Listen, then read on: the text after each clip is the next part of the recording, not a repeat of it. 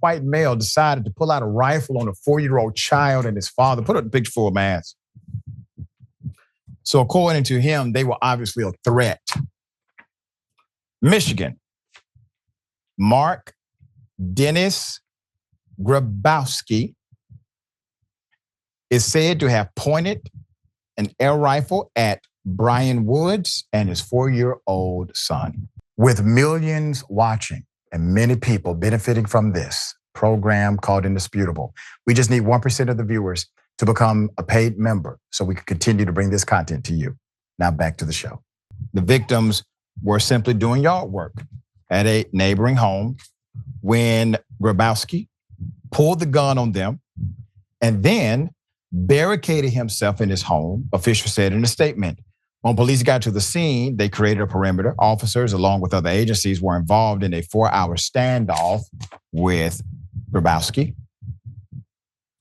The incident happened on a Saturday. This was April 27th in Dearborn Heights, a suburb near Detroit. Prosecutors said the defendant exited the residence and was taken into custody. Aspects of this case remained under review.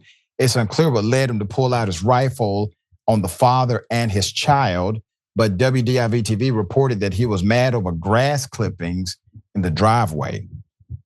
Quote, as I'm showing my son how to use the blower, like we're coming from the backyard into the front, and I just looked to the left and he got the rifle pointed right at me and my son, Brian Woods told the outlet. Quote, he said last year we left stuff on his driveway and this year we're not going to do it, end quote.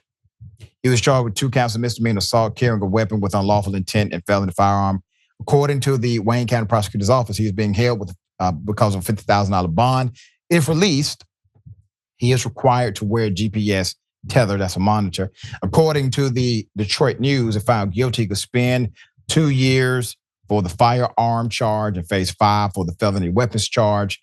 It was random, he said. It was scary to have my son see it, Woods added. Last week, the Department of Justice announced the conviction of Frederick Eugene Perellini, the 27-year-old from Florida that was sentenced to 5 years for attacking 2 black women with a gun in 2 separate incidents in 2022. We covered it right here on Indisputable. He tried to kill one of them. He shot, and well, he was unsuccessful. This is seeming to be a hunt, like a game.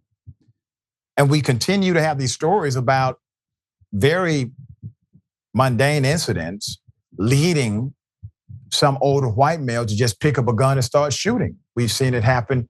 A young man knocks on the door, he's at the wrong house, all of a sudden he gets shot multiple times. We've seen it happen with the case that the Department of Justice settled just a few days ago, and then this one, and a lot in between.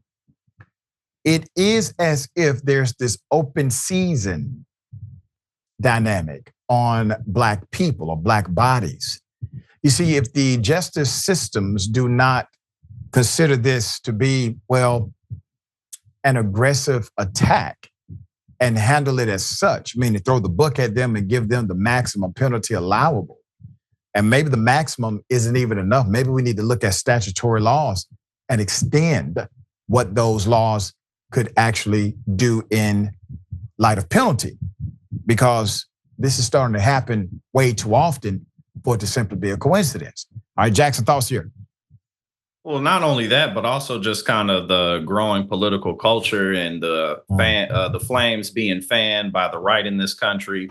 The closer we get to November, Donald Trump's going to be stirring things up quite a bit to try to do everything he can to cross the finish line.